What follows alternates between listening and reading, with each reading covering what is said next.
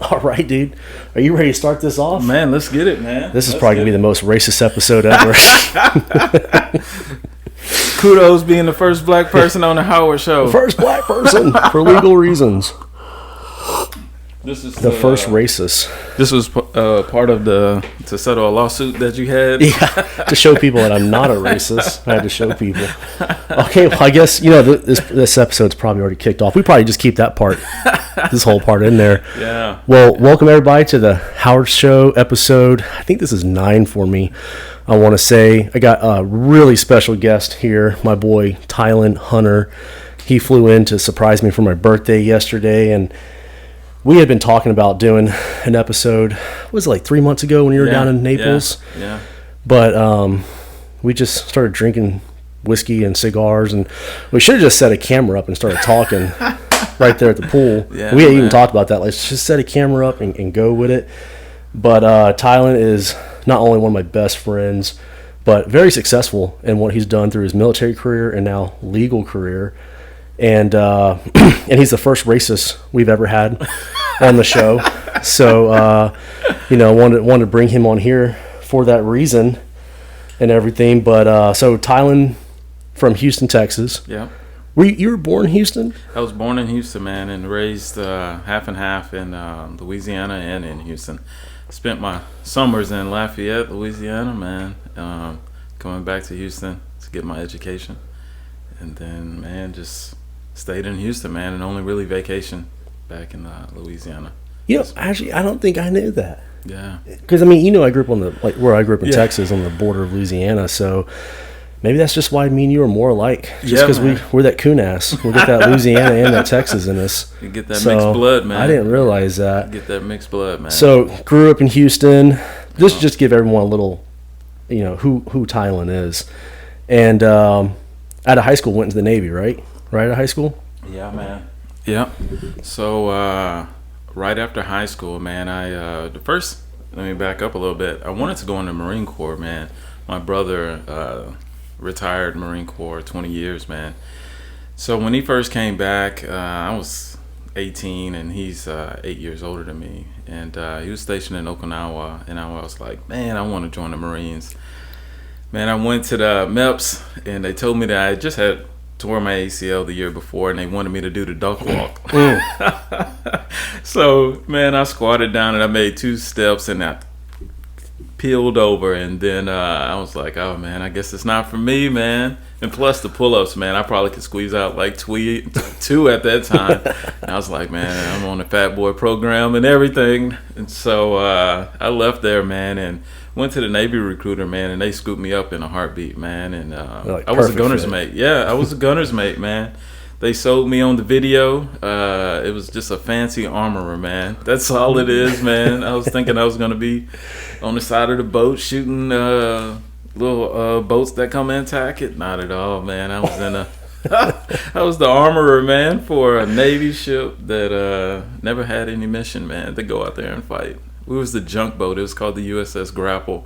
It's ARS Rescue and Salvage. So we had a whole bunch of divers on there, so it's top notch. So we would just go out there when a Black Hawk or something fell in the ocean, and we'll scoop up the boat, the plane, and like a tugboat, man, and drag it back to the ship. Drag it back to the port, man. And I guess I'll segue into it, man. I was probably my second year in, and I was on the side of the grapple, man, busting rust. I love it. Grade, man, busting rust, brother.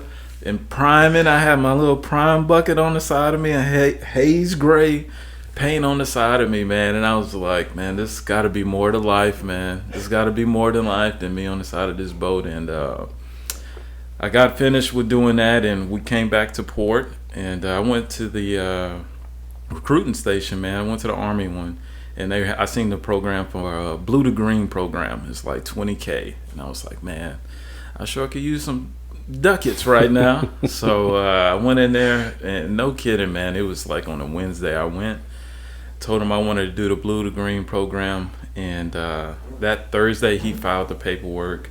That Friday I told my unit, and by that next Wednesday, man, I was already going to basic training, man. White Sands, New Mexico for blue to green. The Army man. didn't waste no time. They're like, The we'll Army take you just right said, now. yeah, man. And again, man, the Army sold me on the tanker, man. I watched that video and I was like, oh yeah, man. The only thing is, I didn't see anybody that looked like me on the video. I was like, oh man, that's gonna change when I get there. Oh man, no. But it was probably one of the best decisions I've ever made, man. It was probably one of the first ones that I felt like I made the decision. Whereas always before, I felt like I was chasing a shadow of my brother, or my dad was in Vietnam. So I never really had my own path. And I think that was probably like one of my first decisions, irrational. And I was like, man, I'm going to make my decision. And I did it, man. And never looked back, man. And did White Sands, New Mexico, and went to Fort Knox for AIT, man, and that's where I got introduced to the real Army, man. And it was a big difference between the Navy, man. People often ask me, like, what's the biggest difference? And by and large, man, it's in the specialty fields and combat arm and those nuances, man. I think Navy has some sharp guys, but the top tier people in all the branches are kind of like interchangeable, man. And being like a little bit underneath there as a tanker and combat arms, like we were still like a couple levels below them, but the training that we received was nothing I had ever experienced, man. It was so demanding, man. Demanding from a physical standpoint and just really challenging yourself, right? I think up to that point I had never really, other than football in high school where you see people like drop out of things, you're like, wait, people really don't make things? Like there is actually a system that weeds out people. And that Army, man, that really opened my eyes to that, man. You really got to show up every day. And fortunate for me, I come from good humble beginnings, man, and that really carried me over through a lot of the obstacles that I had to overcome during that time, man. So it was good, brother. It was good, man. And what is that, like 10 years Army? Is that what you man. did? Yeah, man. I did it, man. A couple deployments, man. So after I graduated, brother, I went to Fort Hood, man, 3rd ACR, Armored Cavalry, Green Platoon, 2-3 Foxtrot. I'll never forget it, man. And my experience there was lovely, man. I was of 3 black people for our whole platoon, man. And go figure, what was the other 2? The other 2 were supply. So, but I couldn't tell the difference, man. I tell you, as long as you got up and you showed up, you PT'd, you performed, they didn't care. And that was kind of my mindset, man, all throughout my military career, and even post this, like, as long as I have a standard, and the Army, they didn't care what you look like, man. Yeah, everybody embraced the suck. That's what we always talked about, man. It didn't care what race you are. The bullets didn't have a color on there. And regardless of where you were, you saw the American flag, and that was your brother, and you embraced them. And it kind of just carried over on the outside. But segueing back to that Army life, man, that really, that camaraderie and the brotherhood really molded well for me and my natural personality, because there was a lot of people who had never really had experience of being around black people and had and their own perceptions about them. And I think I did a great job at times bridging that and allowing them to, learn, and I was able to learn shit. Had a roommate, Carl Jack Presswood, man, from Fort Wayne, Alabama, man. I'll never forget him, man. He was special to me, man. He really opened the eyes for me about like hate and how it was taught to him. And once he met me, man, we were eat, sleep, and shitting next to each other from the side of a mountain, man. He was like, dude, it's gotta be. There's none of this stuff that was told to me is true, man. You're my brother, and yeah, that really showed me that hate is just taught, man. Like, we're just brothers and sisters, and we care about each other, And you really learn that in the military, but on the civilian side, everybody tries to go back to their tribe, but it's when them bullets are flying, you don't care what somebody looks like, man. You pull their shirt down and get them down on the ground or whatever. They give you someone else to hate. Yeah, they give you. That's and what the color. Yeah. They'll tell you the color too. Yeah, I'll tell you the color. I'll tell you the color and everything. Yeah, I know we've talked about this a lot, and but like the military is really good at bringing people together. I think because they just put you in such shitty situations, you don't really care. You don't care what color they are. You start caring about like if they're a piece of shit or not. Like who's going to help me get through these tough times. Yeah. And the military is good at that. Whereas like in the civilian world, you're never going to be put in those stressful situations. So you're not going to see, I guess people of your own race where you're like, oh man, that guy really sucks. Like he's really selfish, And the military is really good at bringing that. And I think it is like they bring you together and they're like, stop hating each other. Go hate this guy. Like this is the bad guy. And you just kind of like focus your energy on that. But yeah, I mean, like I guess if you want to see real diversity, join the military. You're gonna get everybody. You're gonna get everybody from around the world. Like you get exposed to it big. So to go back a little bit, so the way me and Tyland met, we met at law school. Yeah. So we both get out of the military and, not full-blown retarded. And GED section, baby. Yeah, GED section. And we didn't know each other at the time, but we, like, first day at law school, orientation, we just clicked right off the bat. But we went down to Ave Maria in Naples is where we met. Yeah. And literally the first day, we're just hitting it off, me, him, and the other veterans, dudes like Matt. And just got along good, and Franz, and he came in the fall, right? Yeah, he came in the fall time. Yeah. And we just hit it off. We were the summer semester, and we literally cracking inappropriate jokes like first couple days. Drinking bangs at 07.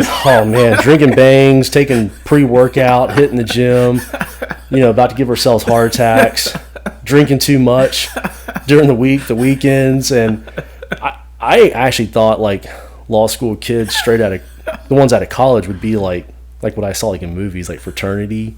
Like these kids are going to be drinking hard. Crazy house, yeah. And then I think it was like what you told me. You're like, John, you're like, these aren't the football players. These are like the chess club kids. And I was like, oh, that kind of makes, like, these are the smart kids. I was like, oh, this kind of makes sense. Because we'd be sitting there drinking, and they'd be like on the first drink, we'd be like on drink 4 or 5. And I'm just like, man. And then we'd make jokes, like racial jokes or things like that. And they would just be like, so just like, and I'm like, why aren't you guys laughing? Like, So we just got along really good. I actually remember the very first class we were in, that RWA class with Dean Milliron. Yeah. Shout out Milliron. Shout out to Milliron. And remember, it was a pass or fail grade, and like everybody passes. Like you'd have to be like literally a vitamin deficiency to fail, right? Like it's just so easy. And I just remember like everyone's getting their grades, and I just like pretended like I was looking at your grade, and I was like, "You got an F?" Like, and I just started like shouted out in the class, and everyone's just like. Some people like wanted to laugh, but some people were like, "Oh my god, like this is so inappropriate," and he was just laughing, like, and people were just like, they couldn't understand. I don't know, it's something about the military. It's just like, man, I could just know you for like a day, and then we're gonna get along, like I guess I don't know. At least the people I hung out with, I guess in the combat arms profession, you don't really get offended. Right, like the regular military, you gotta be kind of careful what you say around them. But like when you're in that kind of like combat profession, I don't know. It just seems like everyone. I guess there's just nothing else to do, so y'all just pick on each other, and everyone just doesn't get offended. The one thing I'll say for sure is that what I learned is in that combat arms. Like I remember, like we were joking or something like that. They were bringing me some food back, and we were like in the motor pool, and. Our driver, Wicks, he came up to me. He's like, "Sir Hunter, what you want for lunch?" And everybody in the other tanks were like, "Get them Popeyes, get them, see if they have watermelon and all this stuff." And then our motor pool was shared with the our BSB, the support unit. Man, they must have. They stick their heads out and they were like, "Oh, that's inappropriate. That's a non-commissioned officer. You telling him he's gonna be, eating Popeyes?" And I was like, "Dude, chill. Yeah. Like it ain't like that, man. It's not like that." But I promise, if you were to say that, they'll be all over your ass. Oh, if you yeah. say something about me. So be careful what you say, man. Yeah. But yeah, no, that you can say it to each other, but even when it comes from the outside, then it's just like, whoa. That's racist. Now you're a racist. Now you're a racist. Yeah. I can talk about him, but no, that's a no-fly zone, man. Yeah. I think that is a big that is a big thing. Like he if he's he's our village idiot. Yeah. We can pick on him. No one else is allowed to pick on him. And that's how we work too. We're like, God, I hate that guy. But if anyone else says something, we're like, no. Like, yeah, military's good about that. Man, I tell you that I do remember that first time we we came together, man. It was crazy because I when I first started law school, I was like, man, I just think these guys are gonna be wicked smart, in which all of them are, man. Like, and then he met me. I'm in the back, and Howard's over there. He's like, yeah, I'm a rocket. Yeah, I deal with missiles and stuff like that. And I was like, holy shit, dude, this dude's sharp. And then we started cracking jokes and stuff like that, man. And it just blossomed into a great friendship. And I remember playing baseball, man. We did everything together, man. And I used to pick you up for our first few classes, man. Yeah. And I think that really showed.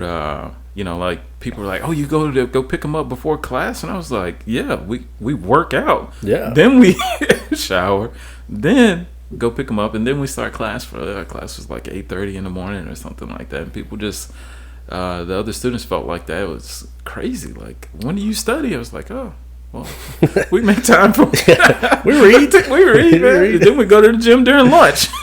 Nobody would go to the gym. Me and you went to the gym like every day, and people are like, "How do you have time to work out?" I'm like, "How do you not have time to work out?" I mean, I guess my grades didn't really reflect that, but I mean, No, it was good though. I tell you, shout out to Fitz, man. Get well, man. Get well. Get out of that wheelchair, man. Yeah, man. But all the people from our class ran, and then I'll be bad if I forget some names, but everybody that was in our Summer Start group, man, it was a special group, and we stay in touch by and large, man. Oh yeah.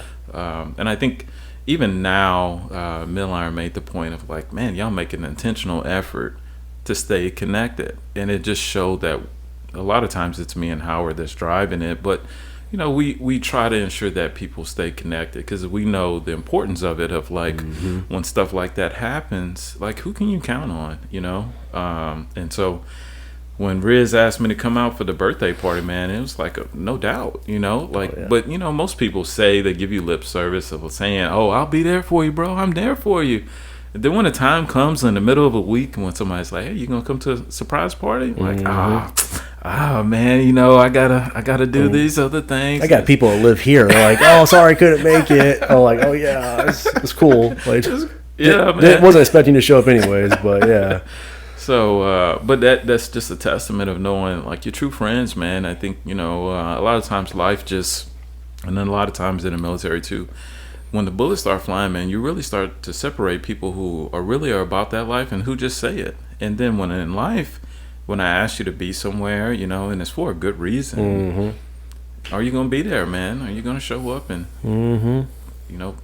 show what you're saying? Or are you just going to give me lip service? I almost feel bad for people that weren't in the military because they just don't know how tight the bonds are between the guys. Like, dude, perfect example is like what you talked about. Like, you literally got on a plane from D.C. So Tyland's an attorney now in Washington, D.C. And literally just got on a plane, flew down here just for one night, just for my birthday party. Yeah. And I remember a couple years ago, Riz threw a birthday party for me, and like dudes were flying from like California. They were flying from all around the nation to come to the birthday party.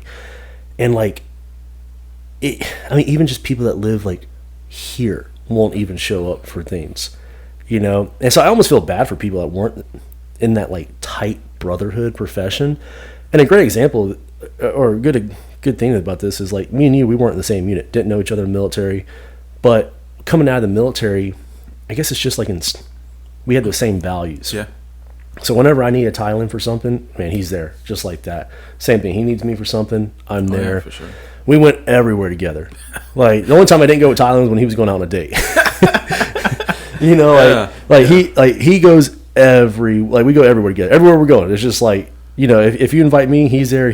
Same thing, vice versa. Like we're just there. What we used to say with the UN. We used to United Nations, yeah. Because it was me, him, and Riz, and was there somebody else? We're always like, oh, we have like all the races here. We can't be sued. So with the United Nations. United Nations, yeah.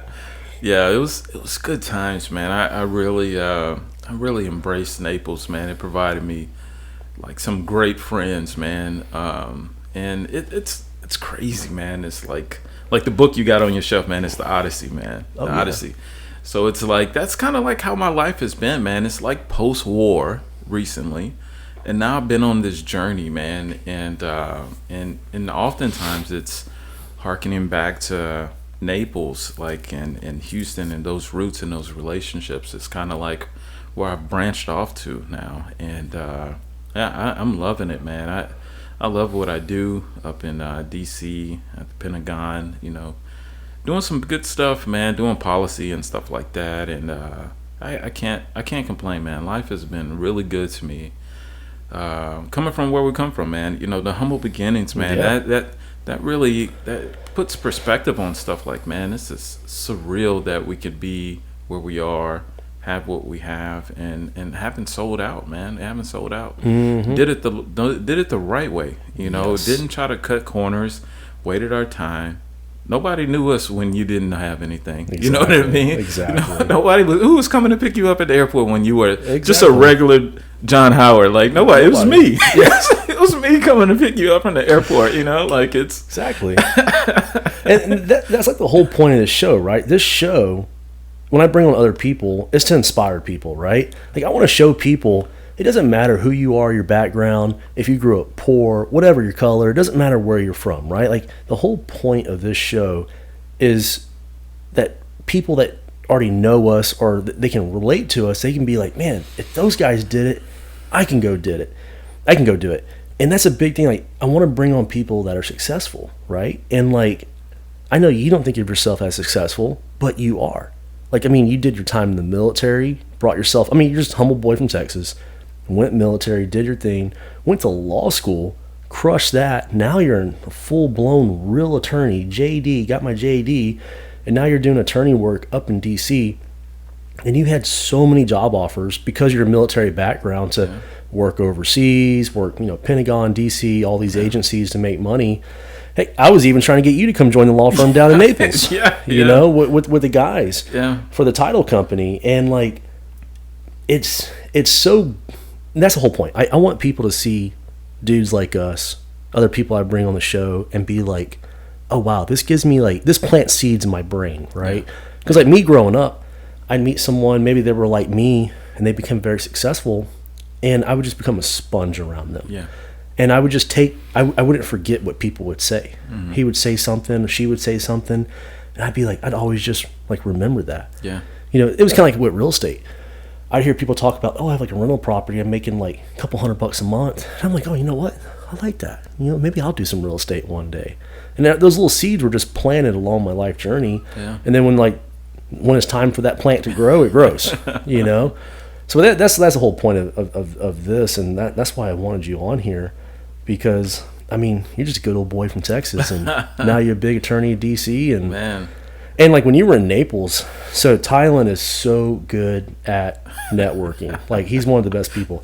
I actually told him, I was like, if he ever got in real estate, you would just crush it, because he can just approach people and talk to them. I'm not that way at all.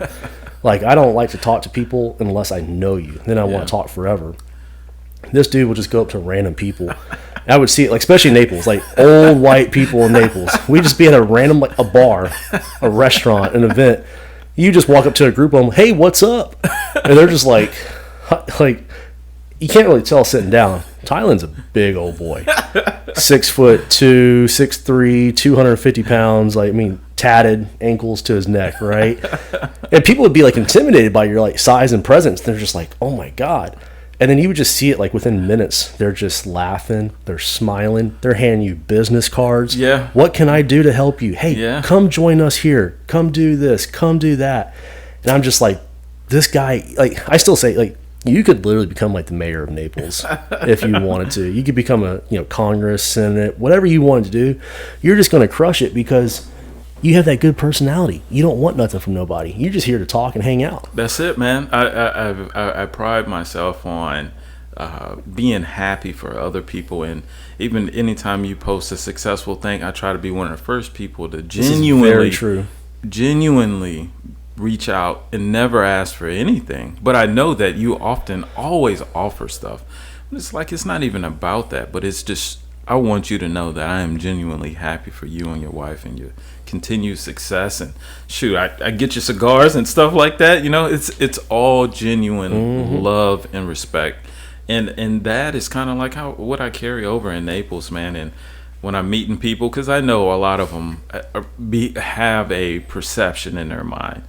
And my approach is just to tear it down, man. I disarm them with a smile and introduce them. And once it's over that, you have no reason to dislike me unless it's some personal stuff. But I don't think I've ever heard anyone say they didn't like. I'm trying to think if anyone's ever legitimately like, I don't fuck that guy. Like, I can't think of anyone that's ever done that. If they did, they wouldn't say it to me because they know how tight we are.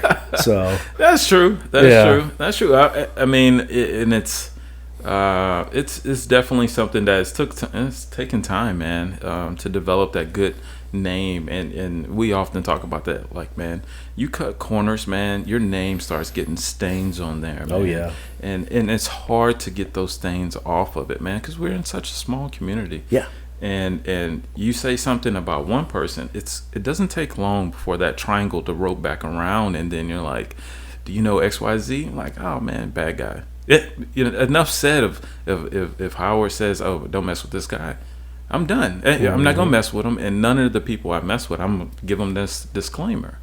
And so it's just one of those things for me is just ensuring that I stay true to myself, true to the meaningful relationships that I have and friendships, and genuinely reach out to them at a personal level to let them know that, like, hey, man, it's all love here, man. It's all good stuff. And I really appreciate that. And this really is a true thing. Like, whenever I have, like, a big milestone, like in the business, or I flipped a house or did something really good, get featured in a magazine, he'll text me. He'll be like, dude, congratulations. I'm just like, thanks, man. Like, you'd be... very few people actually do that. Like, maybe 2 other people would text me something like that.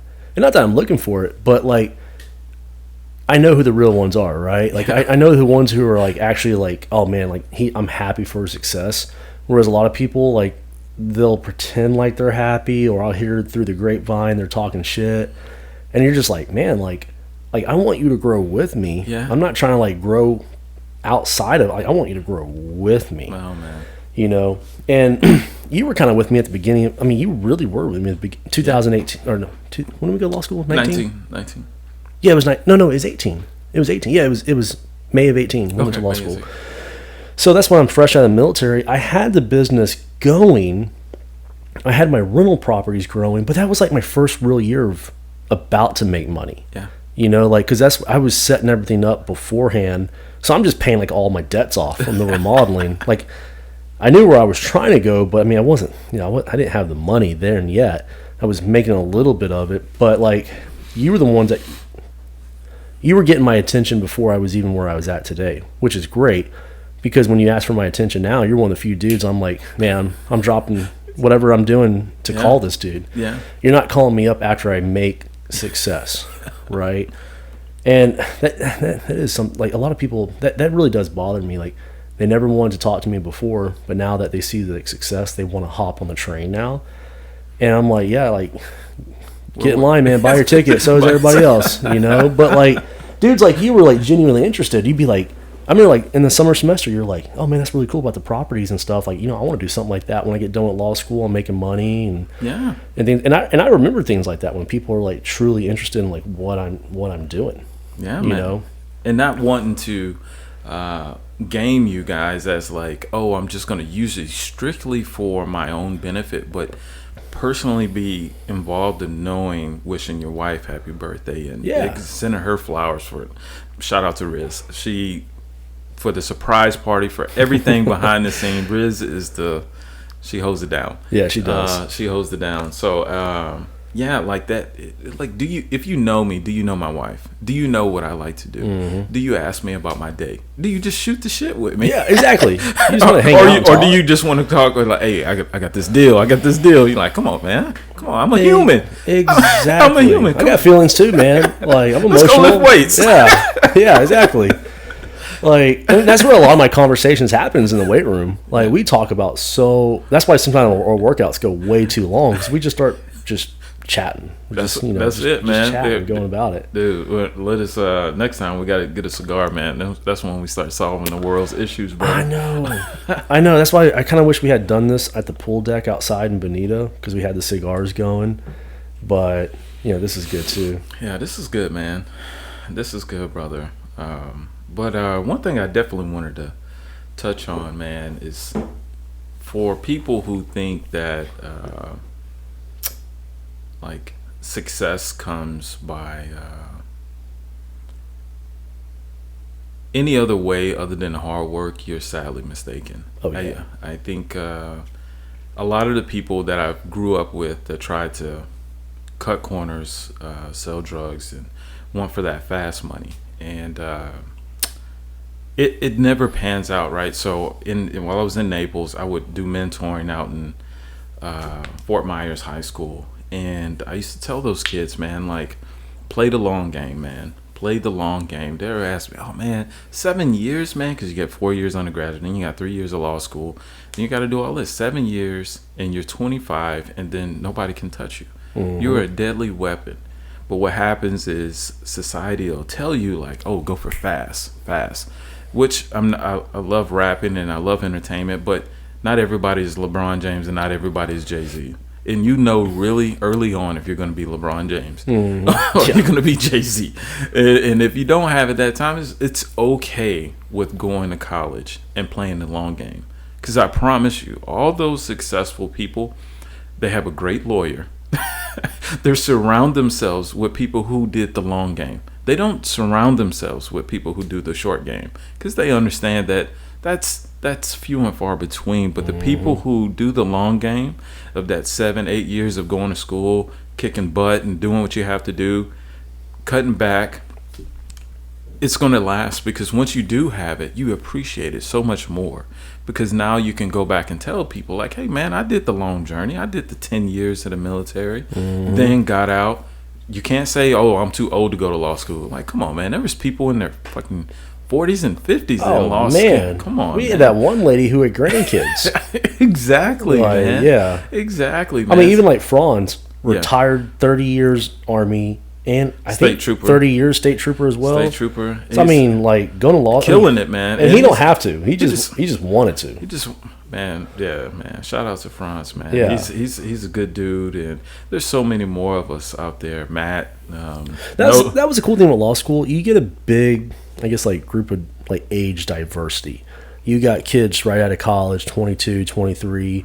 You got people like us in our 30s. You got 40s. I mean, you got grandparents. Yeah, man. In law school, so you get like you would never get to connect with those people unless you were put in that environment. For sure. So it's pretty cool. It's pretty cool, man. And that long journey, man, I'm telling you, it'll pay off, man. It'll pay off. And that's what I enjoy about your show and stuff you're doing, man. It's telling people to put in the hard work, man. You're not saying that there's some secret sauce. It's hard work, dedication. Don't F over people that are trying to do good for you. That's throwing you a bone, man. And people try to undercut you for selfish reasons, man. But if you know that you've embraced that long run in the long journey, once that starts growing for you, brother, it's gonna take off, man. Because people are gonna want to bend over backwards, like he said. It's never for a lack of people offering me opportunities. It's no, I'm good, thank you, but no thank you, and stuff like that. That's when you know you've done good, right? You're good quality, because people want to be around you.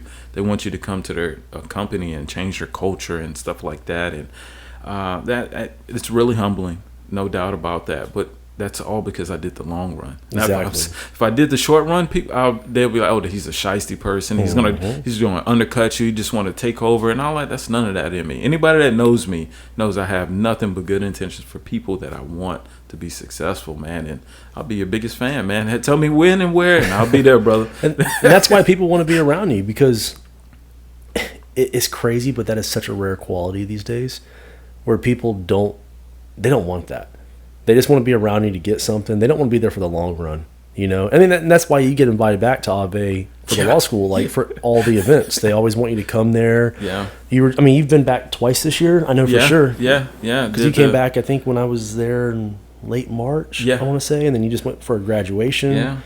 Yeah, like, man. Giving back, and being that, like you said, that role model or whatever I want to be to help inspire people that, hey, man, it's possible, man. It's no secret sauce, but, man, it's totally possible to do it.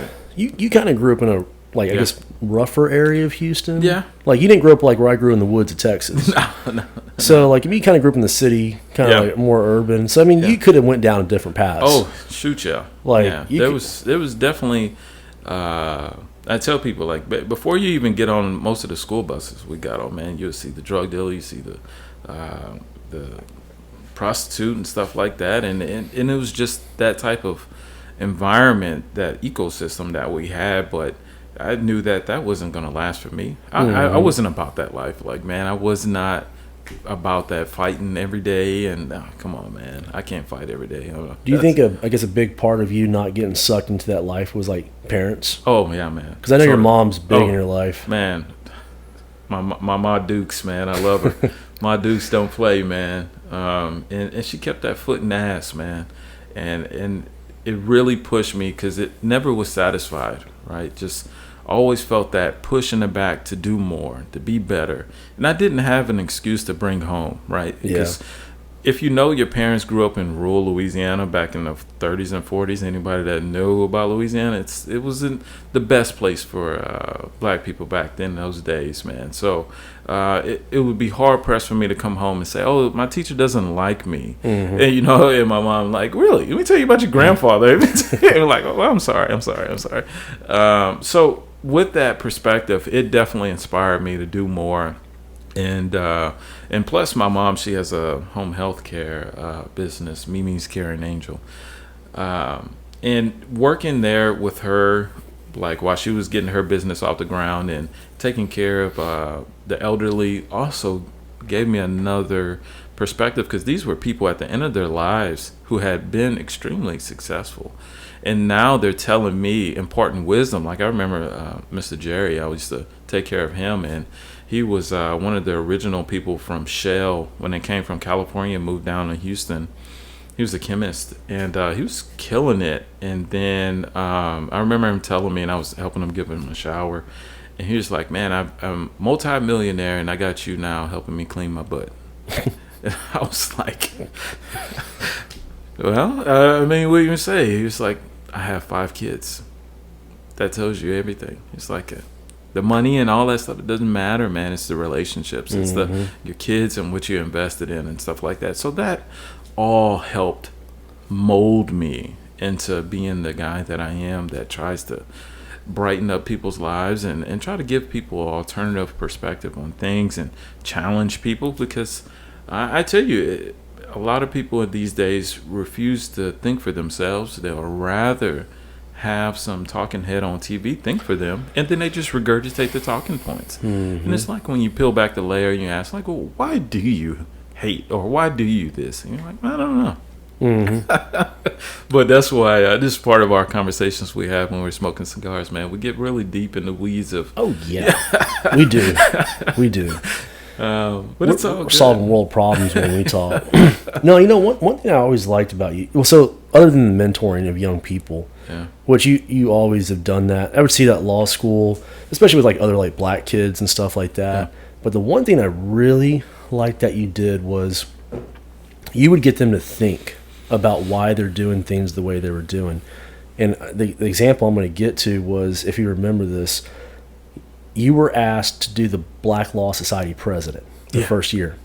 And I think it was a girl or something, but you basically said no, you weren't going to do it, and they were like, they really wanted you to do it, right. And you were like, you're like, there's not a black veteran law society. There's just the veteran law society. And you're like, I don't want to just do black law society. I just want us to be like the American law society. And you were like, I don't know why you're trying to like alienate yourself from everybody else. And I just remember like seeing the look on that person's face where they were just like, at first they were very mad. Yeah.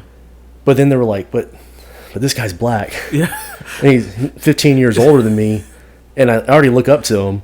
And they were just like, they were confused, but then you could see like the kind of like light switch in their head where they're like, why do I feel like I need a separate law society for myself?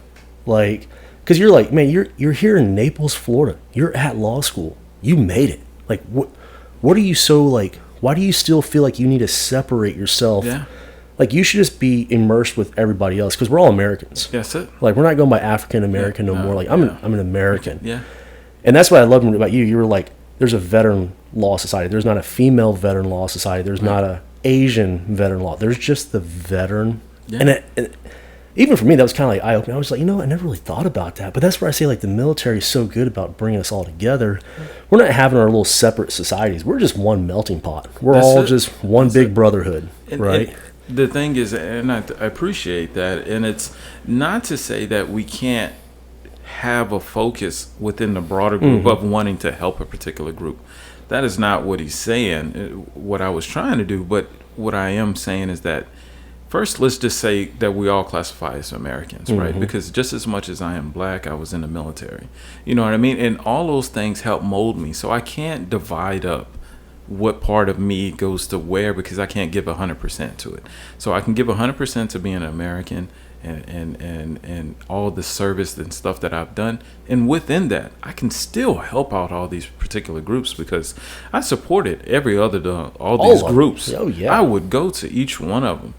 And I wanted to ensure that they knew that they had my help and encouragement and things of that nature. But also, don't ask a question if you don't want the answer. Yeah. That's really...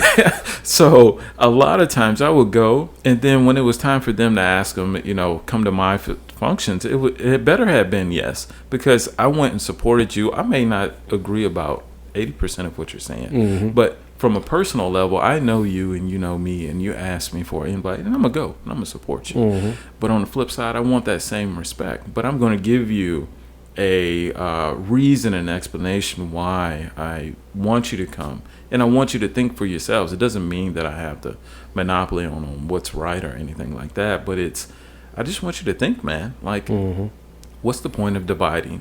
Because when you need help, who are you going to... You're going to limit yourself to 13% of the whole U.S. population? You're cutting yourself off when there's so many other people out there, good people, that would help you more so than any other, but yeah, it's something that our community and as in other communities that they struggle with in that identity crisis and kind of victim mindset. That's what I think it is. And the inability to really embrace freedom, right? Because if you embrace freedom, you got to put yourself out in the open market. And I can't blame anybody because you've been provided every opportunity. Like you said, we're in law school. Yeah. How many people would kill? Naples, Florida. How many people would kill to be in where you are? How dare I turn my nose up and say, oh, I still want more. Yeah. I deserve more. Like, maybe, so in somewhere down the line, maybe, or still acting like a victim. Yeah, like you're in Naples. Exactly, but embrace the fact first that you're 1% of the whole U.S. population that even get to where we are now, and you're still a victim. If you're a victim, then what is the people back in the early 1920s and stuff like that? What are those then? Yeah. If you're a victim today in law school and comparing to somebody, But that's just why, like, I don't think they ever thought about it. It wasn't that they were like, they just never heard something like that. I think from like their own race, right? So they just never heard someone say that, and then they're just like, well, that actually makes sense, but like it's everything against I've been taught, and I think that's the kind of, I mean, we talked about this all the time, but that's the problem. Like in America, they're so divisive It's intentional. Yeah. Especially through like social media, the news, the media, and it's developing, it's carrying on all that past, which obviously this comes from a reason. Yeah. But this was a long time ago. Right.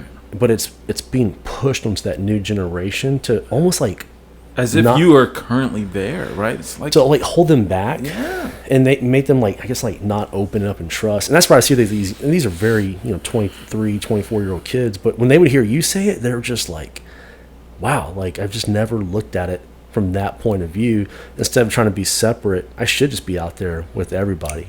Because at the end of the day, that's what you have, right? Because if you're on the I tell people like, man, if you're on the side of the road, do you care who's the driver that come and help you?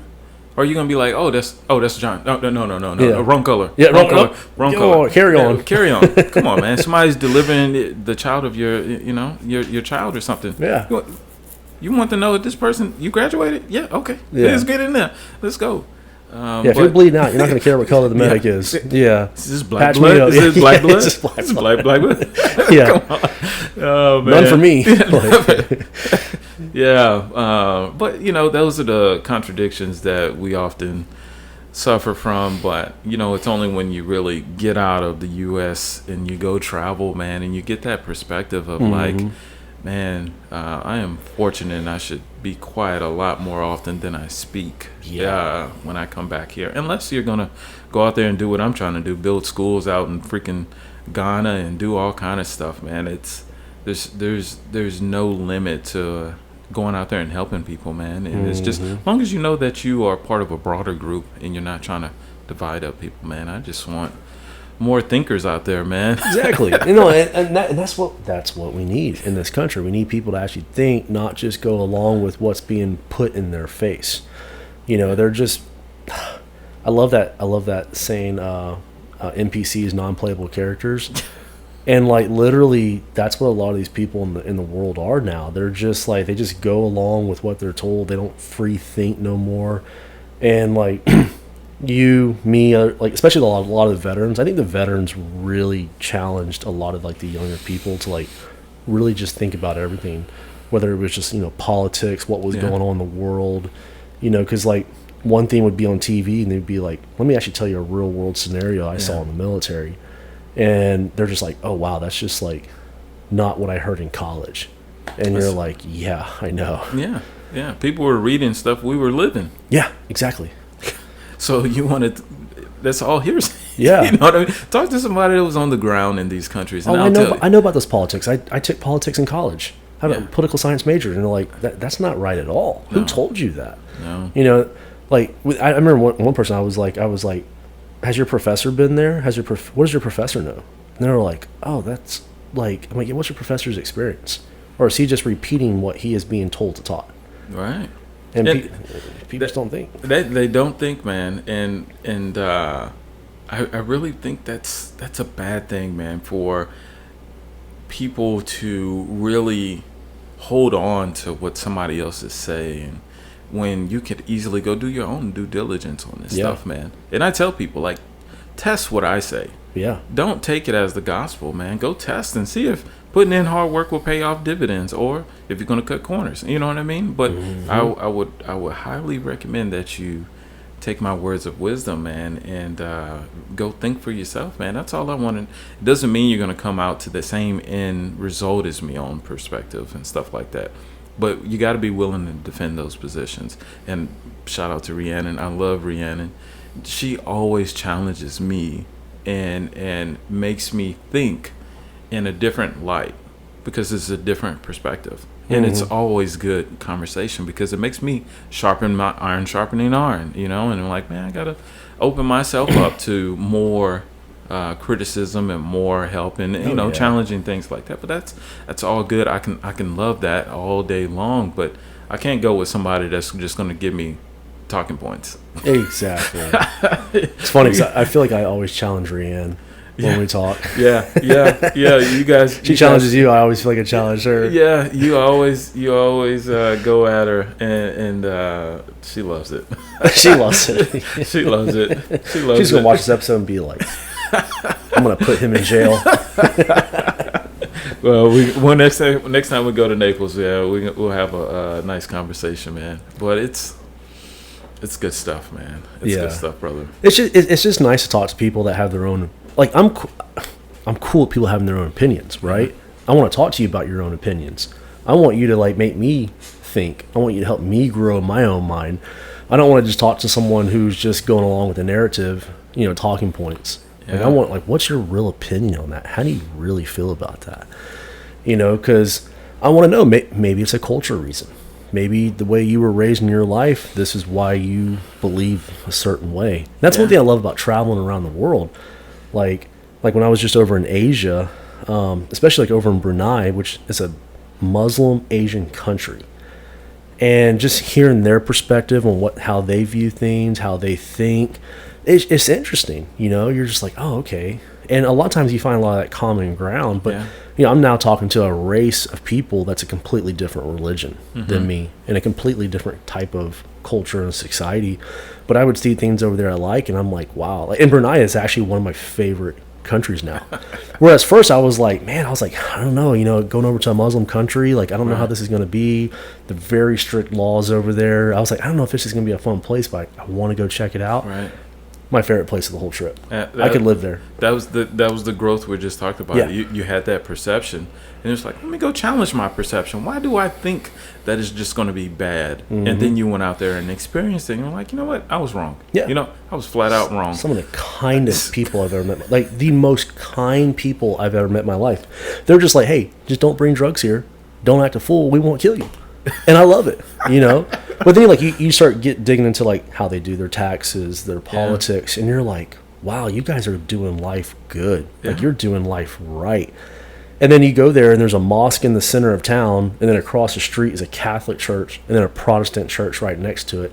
And you're just like, interesting. Like, that's not what they told me. That's not what they briefed me about countries like this. Well, when you go to the Middle East, you don't see a Catholic church next to a mosque. No. And you see that there, and you're just like, and they all get along. They're all just cool. They all got their own opinions, their own views, but they're not going to be like, go burn the church down. They're just they get along. They respect each other, man. Yeah. That's what it's all about, man. Is if you respect each other, hey, you do your thing, I do my thing. We're okay. Yeah. And where we connect we connect. We embrace those areas. Where we don't, it's a healthy disagreement. And I still invite you out to the barbecue. Yeah. You know what I mean? That's what it's all about. It's not like, oh, he's on a ban list because we don't agree on all 10 things. Come on, man. That's not realistic. Yeah, we're not always going to agree on stuff. Like, we're all going to have our different opinion and views. But, yeah, I don't know. It just seems like in today's time, people can't even get along with their own people. Like, I mean, perfect examples right here on 38. God, I've never seen so much hate, backstabbing, just talking bad about people in my life. I'm just like, wow, man, like, y'all really can't get along with each other. Man, like, that's scary, man. And all the people that think, money solves all the problems. I promise you, man, it's not from what I've been selling. It's more problems, more money, more problems, and all that other good stuff. But I tell you, that view of people always running back to their tribe, that's so prevalent in the United States, will get you in trouble, man, because you only are focusing on those problems, and then the greater need of the U.S. is suffering because this one little group is killing it, while the broader group in itself is suffering, right? Poor is poor, right? Poor where you're from and poor where I'm from. Those people were just hurting. Yeah. And if I was to help you, I'm like, well, I'm going to help all the people that I can by doing this. Now, if there's a special, group that you want to identify, that's fine. But no, you have to embrace first that there's more people out there that needs it, and it's just not special to this group that only yellow people are poor. I'm like, no, I met poor white people, I met poor black people. This poor is poor, but all the problems could be solved if we all understood and embraced that. I want to see you succeed just as much as you want to see me succeed, man. But if people keep living in those villages, man, it's going to be hard pressed. But and it's because they don't free think, because they're told this is why you're poor. It's because you grew up here. It's because this area, geographic region you grew up. And it's funny, like, I consider myself growing up as poor where I was in Texas, But then I go somewhere like the Philippines, and I'm like the richest guy in the world here. And I think a lot of it's just, I guess, how you view things, perspective and stuff like that. But like, it's like a poor person in America is not a poor person in the Philippines. Like, you're not a poor person in Mexico. You're not a poor person in other countries. And it's just how we, unfortunately, look at things. One funny thing I read on a plane yesterday, it was like, you're not poor if you have a cell phone. They went on this and they showed other villages where people don't even have a cell phone. No. And you have the latest cell phone. And you have 2 cars. And you say, oh, I'm still poor. Yeah. It's like, come on, man. I got clean water. I got food in the fridge. Yeah, I can DoorDash food in my house. Yeah. I'm poor. And I'm poor. And you're like, come on, man. Like, what are the people in the Philippines? What is that then? What's lower than poor? I mean, literally like a homemade bamboo wood house with no electricity, no running water. I saw it. Living up in the side of the hill, and it's not like one person. I mean, it's like a village like that. Yeah. And people here they would lose their minds if they didn't have their cell phone. These people don't have electricity. So the Wi-Fi sucks here. Yeah. I think I told you I hired a local guy to bring me up to this waterfall on the mountain. Mm-hmm. This dude was probably, it's hard to tell, but probably later 50s, maybe 60s. This dude hiked up that whole mountain, which I think we probably almost 2 hours up, 2 hours back, in flip-flops. One of his flip-flops was half gone, smoking a cigarette like it was nothing, just going up. Like, people here, I mean, can barely even walk a mile, but they're not going to even do it unless they have the nicest hiking boots and outfits. The luxurious. This dude's like literally half a flip flop going up the side of a mountain, and then he actually picked up this big piece of wood. I'm gonna bring this back and make something out of it, and carrying it while smoking a cigarette. I was just like, wow. That's a perspective for you right there, man. Yeah. That really says either I'm doing something right or they're doing something wrong or something like that. We got to figure this out, man. Mm-hmm. But those are the experiences that I try to push whenever I'm speaking to kids, and even at Howard I did some recruiting out there for Ave, and really encouraging kids to go out there, man, challenge yourself. And their first question they always ask, oh, is this a white school or a black school? And I said, well, they really ask that. Oh yeah. Yeah. Oh yeah. Wow. They asked, is that a white school or a black school? I said, what does it matter? What are you afraid of, or what are you looking for? Well, I want more people that look like me. And I'm like, well, I promise you, Shakespeare and all these other people that you've read so far may not look like you. So what are you trying to have right now? I can see if it's a legacy student and your parents went to the school, blah, blah, blah. But by and large, most people are just scared to go out there and challenge themselves to go out there and go to Naples, right? I could have easily gone to a more homegrown school where everybody looks like me and talks like me. Mm-hmm. But it was me to challenge myself to come to Naples where I'm going to stand out like a sore thumb. Oh, you did. Getting pulled over, right? I got pulled over and they were like, Texas plates? Where are you going? I'm like, oh, I'm a law student at Ave. Really? And I was like, oh, okay. He's drug dealing. Yeah. And once I got over those things, I loved it, man. Like there's never been a better place for me at that moment in my life.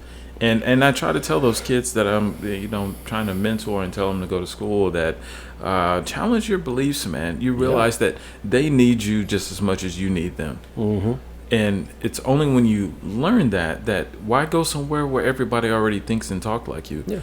How are you ever going to grow, I think, until you get out and you're around people who don't necessarily look and think like you? And then now you have to challenge yourself to be like... You're just going to blend in. You're just going to blend in, literally. Literally, yeah. Like, you're not going to be special. You're not going to stand out. You're not going to stand out because everywhere we go, I'm usually one or two of the only black people there. And I'm like, man... So this is a perfect place for me because I'm about to work the room. Mm-hmm. I'm about to go around. Everybody's going to know what cologne I'm wearing. And they're going to give me a handshake. They can't avoid me. Yeah. But it's something that's unique to me that I try to encourage other people to go out and do that. Make your presence known because you have something to say. Yeah. And this world needs to hear it. They need to believe it. They need to feel it. That's what I love about you, man, is that you're not afraid to go out there and say how you feel. Right, wrong, or indifferent. You're like, this is how I feel. Now, you want to come up and challenge it? Challenge it. That's fine. But know that I'm coming from a place of this is where I stand and nobody's going to tell me otherwise, right? Mm-hmm. But most people would rather just, I'm going to go along, get along, and don't want to go out there and make your own stamp on this world, man, because it's hard work, for one. There's no workarounds, but it requires that tenacity that you have, man, to really stand on your own 2 feet and be like, you know what, this is how I feel, right? Come on here and challenge me on these topics, and let's go. I'm ready, you're ready. But to get this new generation to do that, it's so hard, right? They want to be comfortable. They don't want to be challenged. They don't want to be challenged. They don't want to be put in an uncomfortable situation. They want to be with everyone that's like them because they don't want to stand out. Right. And that's why they'll never grow, right? Because adversity is such a good thing. Like, you figure out who you are. You figure out who your boys are. Like, I mean, just go back to the military. Like, there was dudes I went through, like, a whole year pipeline with that I thought were solid dudes. One dude being a former Marine infantry. You're like, man, these guys are badass. And the moment you get in the pool with them at pre-scuba and they lose their breath, instructor takes their breath away, you just see the biggest weak dick in the world. You see how selfish they'll become. Dudes would rip the snorkel out of your mouth to take a breath for them over you. And you're just like, wow. So you're going to discover who you truly are, and you're going to discover who people really are, not through good and happy times. Right. Like, I always tell people, like, I want to see, especially people like that ones like do business with me, like, I want to see them at their bad. Yeah. I want to see them under stress. I want to see them under a heavy workload. I don't want to see them happy when they're having wine at dinner and they're smiling and they're like, oh, everything's great in my life. Like, I want to see you stressed. How are you going to react? Are you going to run away? And that's why I'm so careful about who I let into my circle, because I'm like, what if a dude comes into the restaurant and starts shooting a gun? Maybe I'm in the bathroom and Riz is sitting there at the table. I want to know that you're going to not just run out the back door and leave my wife there to get, shot in the face. Right. I'm hoping you got a gun on you. Right. But like, I want to make sure you're doing something, grabbing her, whatever it is. Yeah. I want to make sure I'm surrounded by a bunch of killers who can be killers when they need to be. Not a dude that's just like, I'm going to leave your wife and kid here and bolt. Yeah. So I like to see people under stress. And going back to, like, we were talking about these, like, kids, they don't want to be challenged. And honestly, I think you being black in Naples is one of the best things because you did stand out. Yeah. But because you stood out, it brought you so much business, right? Because people are just like, they're curious. They want to talk to you, right? There's not a lot of them. I don't think there's any other black attorneys in Naples that I'm aware of. There's a few. We always kind of made jokes like, dude, if you open up a black law firm, you'd kill it, right? But I mean, even like when there was black people that would come into the room, they immediately just came right to you. And I would always be like, racist, because they come up to you, they'd be like, what's up, bro? They'd pound it, I'd be like, racist. Every time we go to the gym, black guys, so easy, they come to you. I'm like, that guy hasn't spoke to me in 4 years ago in this gym. You're here for 5 minutes and he's talking to you. Getting invited to the nice golf course. But, like, hey, man, yeah, exactly. Play golf? And I'm like, yeah, that guy invited you out to that golf course in Naples. Like, very nice, prestigious golf course. But like, it's actually a good thing to stand out. I mean, it's like when I go to the Philippines, I stand out. Yeah. People want to come talk to me. Like, and it's just wherever you go. And it's not a bad thing. It's a little uncomfortable, but I guess if you learn how to control that uncomfortableness, whereas like, okay, for me as a combat controller, I'm always the new guy, right? I'm going to show up to my Army team. I'm going to show up to my Navy team. Wherever I show up, guess what? I'm the new guy. FNG. And I'm the Air Force guy. FNG. Yeah. FNG. I'm the new guy. So, like, I guess I'm just so used to becoming the new guy because that's just, whereas like an ODA team, it might be the same team for 10 years, right? And they all know each other. And then I show up and they're just like, oh, here's the Air Force guy, better not suck, but you just have to show up and like stand out. you know, and you have to do something that's going to make you stand out to where like, oh, hey, man, Air Force guys, he's strong. Yeah, that boy's strong. You know, like sharp. He's. So you just have to be able to stand out, and like you crushed it in Naples. That's why I was like, you need to become the mayor of Naples. Like you just do so good. But if you would have went to like, let's say Howard University, you wouldn't have been nothing like really special. I just would have been it would have. Yeah, you're absolutely right. I definitely agree about that, man. And that's why I love Naples, man, because it provides me that platform every day that I go out to go to Publix, to go anytime we go out to eat or get a cigar or something like that. It's somebody new that it's like looking a little funny, and I can almost get the vibe, and I'm like, I'm about to go over there and shake this guy's hand, and now all of a sudden he's defenseless, and now he has nothing but to just give me cards and be like, oh, this. And I'm like, oh, this is my boy Howard. Oh, hey, how you doing? Yeah. You know, woo. And I think that's such a good feeling. But you're right. Like, not everybody is, at least in this new generation, ready for that type of attention and uncomfortability to really go in there and have to stake your claim, you know, be able to articulate yourself. They don't have the social skills, that's for sure. Oh my God, very few of them do. Because everybody like scrolls now. Like, you're like, oh, let me filter all the way down. They don't talk to strangers. No. They don't talk to strangers. Whereas, like, you would literally just go up to someone on Fifth Avenue and talk to strangers, and they're just like, you can see at first, like, what does this guy want? Yeah. And then after like talking to him for 10 minutes, they're like, oh, he doesn't want. He's just friendly. He's just talking. Yeah. Literally, he would text me and be like, "Hey man, I met this guy. He wants to go play golf. I was smoking a cigar with him, and he's at this like super nice golf course." I'm like, "Oh wow, that's cool. Like, let's go meet this guy. He's got a big car collection. He wants to come check his cars out." Like, and that's just how you're never gonna know unless you put yourself out there. Put yourself out there, man. You be that bridge, right? You're always looking like, why is nobody doing this? You be that person, right? You have it in you. Everybody, I believe, regardless of where you're from, you have that ability to be a bridge to that individual who may not be a little bit in that comfort zone yet to do that. You go up there and do that. And once you see people do it, I like to think I inspire other people to feel more comfortable, go out and, oh, well, Tyland goes out there and do that, and it's a crap shot. Somebody could be like, go F off or whatever the case may be. But by and large, it's putting yourself out there to go and talk to people and, hey, what's your story? Because I know you want to know my story, because you want to know, how the hell did I get in the same office as you? Like, where the hell you come from, man? And man, it's good. It's good. And that's stuff, the thing. Man. No one's going to know your story unless you give them the story, unless you tell them the story. And that was something big for me. Like, I never wanted to be out like social media. I never wanted none of that stuff. But like, no one's going to know unless you tell them. And it might help someone. It will. Because like, I've listened to other people's stories. I'm like, man, that's really inspiring to me. Like that helped me. That's what I needed. Man, so many people out there. Senator Tim Scott, a lot of the people, black people that they like to label as a sellout, and Clarence Thomas, and all these other individuals, Byron Donalds. A lot of these individuals that people like to label as sellouts to the race and things of that nature.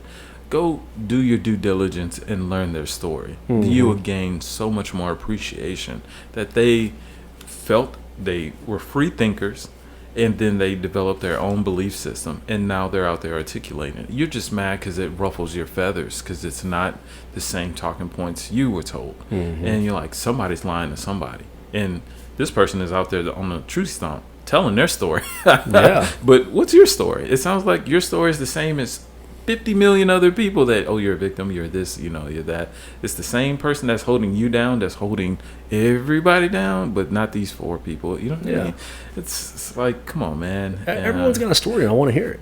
I want to hear it, right? Yeah. You're from somewhere, man. Yeah. Your parents instilled something good or something bad in you, and now you're here. I want to hear it, man. Everyone's got a struggle. Tell me that struggle. Let me know how you overcame it. Because maybe that's going to help me. Maybe that's going to help the other person that needs to come out of that struggle. That's struggling with that, right? That's whatever the case may be.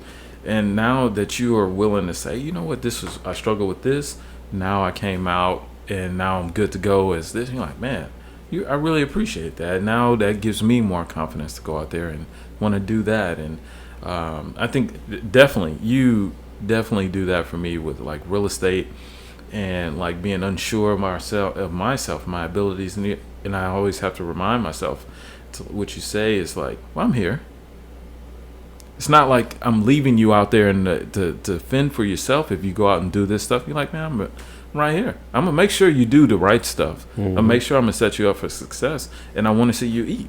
And that's all you could really ask for from a genuine friend. But it's because of the way you are and the way you carry yourself. It's like, I want to see everybody eat. Yeah. But I want you to swim out to me. I'm not going to swim up to you and then pull you out.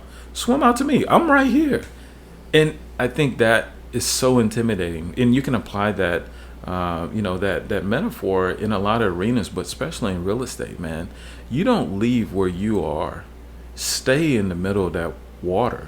And you tell people to swim to me, because it matters. Because that means you gotta let go. You gotta let go of that shore side and come out and swim to me. You take that leap of faith. Take that leap, man. Take that leap, because it's easy. If I'll get tired of walking my ass all the way up down and come on down and come on, man. We can't do that. The yacht can't pull up on the beach to pick you up.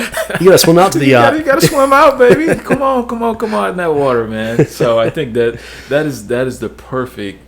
That metaphor for you, man, is that you're out in the middle of the water, man, and just people are just mad, and it's like, well, come out in the water and talk to me. That's I love to help people. Like it's really my passion. Like it's so easy for you. It's what gives me happiness and joy. I want to do it, but like you got to meet me halfway. Like you got to come. Like you got to knock on the door. You can't just like expect me to like call you or whatever. Like I mean, you got to reach out. If you reach out, I'll help. Yeah. Like a lot of people think I'm like really difficult to get a hold of. I'm really easy to get a hold of. Like if you just message me like, "Hey man, can we talk?" I'll be like, "Yeah, let's talk," and I'll just blah, blah, blah, blah, blah. Yeah. But like if you don't do it, I'm not going to do it. No. If you want to take me out to dinner, I'll talk to you all night. But a lot of people just, I don't know. It's that guts to try. I think I may have told you this before, but I remember when I was at air traffic control school, there was like a plaque on the wall that some controller wrote, like a poem or like a story. And it was called The Guts to Try. And basically the whole thing of it was, it's not about if you're the fastest or strongest. It's just the guy that actually shows up and has the guts to try. And that's the thing. And that's where like showing up into uncomfortable positions, right? Like showing up is really, dude, that's like some of the hardest battles. Like I would see guys show up to the selection before the selection even started. They're already quitting. Because just like the nerves is getting to them. They just can't handle that pressure. And they don't even want to try. They went through everything just to be there on day one, and then they're already quitting. And I'm day like, zero. Don't you just like want to go get the first run done? Like something like just shake the nerves out. Like they would just quit. Yeah. Literally like run in the back. I gotta take a poop. See the car driving on the four tours. Like you just gotta try. I say it a lot. I say this a lot recently now. You can't win if you don't play. Right, so like, if you want to win, you got to go out there and play. And guess what? You might lose. I've lost a lot. Like, if you're not losing, you're not really learning. No.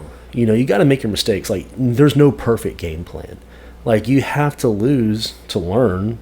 Because like you can't just really Google this stuff. I mean, you can Google some things, but like you're not even gonna know what to Google. You don't. You don't even know what questions to ask. You don't know what questions to ask exactly. But like, go out there and play. Yeah, you might get bruised up, you might get banged up. It's like the first time you put football pads on and go against the varsity squad as a JV. Bam. And you just get you flying off the sideline. You're just like, man, what happened? But then you're like, okay, well, I'm going to learn. I'm learning. I don't want to get hit sideways again, ear hold in the helmet. So I'm a squat. Yeah. And I will embrace myself like they told me. Yeah, like you learn. You learn real quick. Yeah. Or you could just be like, oh, man, I'm done. I'm out. I quit. Give up. You gotta put your, what is it like? Every time I've been in a bad situation, as long as I learn to control my character as a man, control my emotions, it always turned into something like very rewarding. Like I always tell people, like when I was doing the Airbnbs, the worst situation I would have with like a client who's just mad about something, I'm gonna sue you. Like they're just mad. I would just show up to the house. Hey, this is who I am. I'm really sorry. I don't want you mad. Like, allow me a chance to fix whatever is causing you this problem.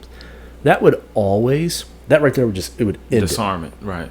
And they're like, okay, this guy's really trying. He's not just some rich dickhead corporation company. Like the owners here, that always turned into the best relationship.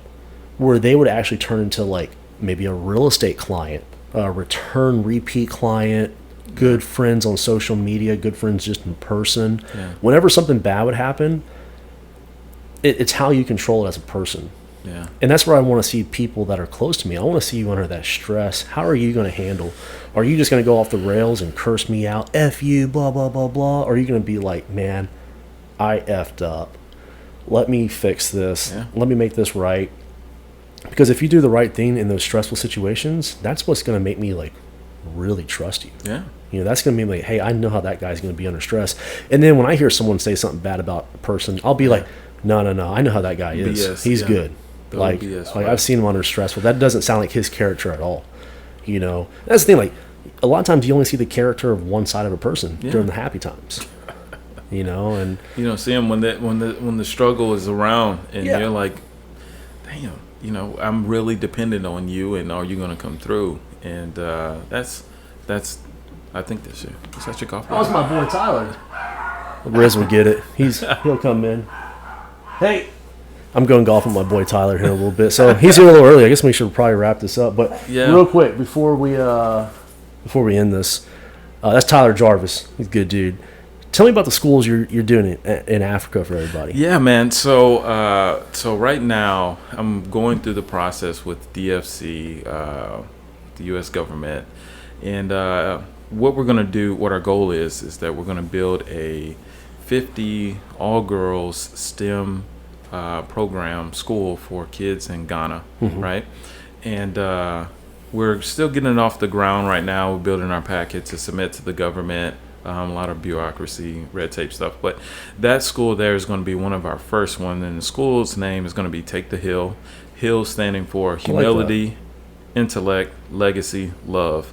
All those things, I think, really helped me take the hill in my life. And I think that education is so pivotal for people to take that hill, take that position in life so that they can overcome things, and you gain so much more perspective. So it's a little bit of a philosophical type of play, but yeah, that's catching wind. And by the next time we talk, man, we're gonna have some good photos and we'll put them out to people. Nice. So that's already undergoing. That's in the works. Yeah, we're getting all that stuff going. My cousin Taurus Baptiste, he's my partner right now that's helping me. This is the cousin I met. The show with brass dropping. Yeah, brass droppers. Yeah. Yep, brass droppers.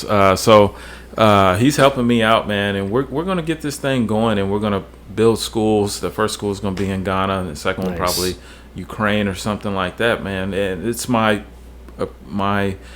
imprint I want to leave for my son, and know that this is possible. And also I know what education has done for me. I know what it can do for everybody. So yeah, we'll be out in a second. Yeah. Gotta get you on the show one day. Oh yeah, hop on in. We got special guest Tyler Jarvis here. Can you take the dogs out though? That's gonna be way too loud. Yeah. Yo, get outside. Get. Man, we could just skip the golf and keep this show going for hours. Now that we got Tyler here. Tyler's the man. The man. You're gonna come on the show one day. I will, dude. I want you to. I mean, like, everyone, I think pretty much everyone knows who you are, but if they don't, they're going to find out. They're going to learn real quick. Yeah, they're going to learn real quick. My man showed up in the golf shirt, the PGA approved logo, man. You know he's legit. Oh, he's good at golf. He's legit. He's good. He's He'll kind of tell you otherwise, but he's... Man. That's my brother's. He's got the hookup. He goes to the Masters every show. He hooks me up with the gear. And everything. Oh, nice. Yeah. Nice. Oh, that's sweet gig, man. Yeah. Sweet gig, man. No, that's good stuff, man. That's good stuff. So Tyler, just for future credibility, Tyler owns. You're in the camera's right here. They can't see you, but Tyler, Jack Akuta's, Bertula's, and East Past on the Harbor restaurants. Check them out. Yeah, and pretty good success with it, I would say. Yeah. So yeah, not bad. And then brother does restaurants as well, and the other brother, the Arthrax, right? The medical sales. Yeah, medical sales. Yeah. His brother does Arthrax. Yeah. His brother really in Naples, but in Tallahassee. Oh wow! Right in Tallahassee. Right? Yeah, headquarters in Naples. Yeah. Oh man, we know a lot of people there. The Naples location, man, that's a small world. It is a small world, right? Small world, man. So your name travels fast, man. So you gotta make sure you don't cut those corners, man, and treat people right, man. That it's full circle, man. Yeah, absolutely. Full circle, man. Absolutely. We're golfing at 2:20. Yeah. What time are you trying to bounce out of here? Probably 30 minutes from here. So Oh, okay. We got some time. No, we got time. All right, well, we're going to wrap this up. Tyland, thanks for coming on the show. I don't even know how long we've been talking. How long we go, man? We didn't even have no cigars or no cognac. Hour and 20 minutes we've been going at this. Yeah, we've just been getting after it, dude. So, yeah. Well, that's it for the show. Actually, I guess next guest is Tyler. What are you doing next week? Doing the show? I'm here. leaving to go to Asheville on the 3rd of June, but I'll be here in the middle of the week. Okay, perfect. We're doing it here. Let's do it. Perfect. Maybe bring some food over or something. No, I'll cook for you. course. I'll cook for you. Steak. I got you. I actually did cook for him one night. Everything he told me in a text message he wanted, I got it. So Really? I had like caviar, crab, steak, scallops. Really? Yo, nice. Yeah. It was a good night that night. He said it wasn't cooked well. So yeah, he was telling me how to like cook. He's like, oh, you gotta flip this. I was just like, let me Let me learn. let me fail. That's what he said. Let me get my fail. lumps. Yeah, let me fail. I still burned myself, man. You still burn yourself? I did. We were catering for a client in Nashville this weekend, man, and I got hit with the pan. We were trying to make it happen. So. Oh, that's right. Yeah. Yeah. What was that? That was like a what was a big event you were doing? Yeah, we it was one of our clients that comes down here to 30A all the time. He wanted us to come up to his farm, and they had Nice. some people in there from all over the place, West Coast, East Coast. Nice. It was a good deal. That's good stuff, man. Yeah. They had a blast. Nice. Okay, well, that's going to be it for this episode. Till next time, thanks for tuning in. See y'all later. Later. Bye.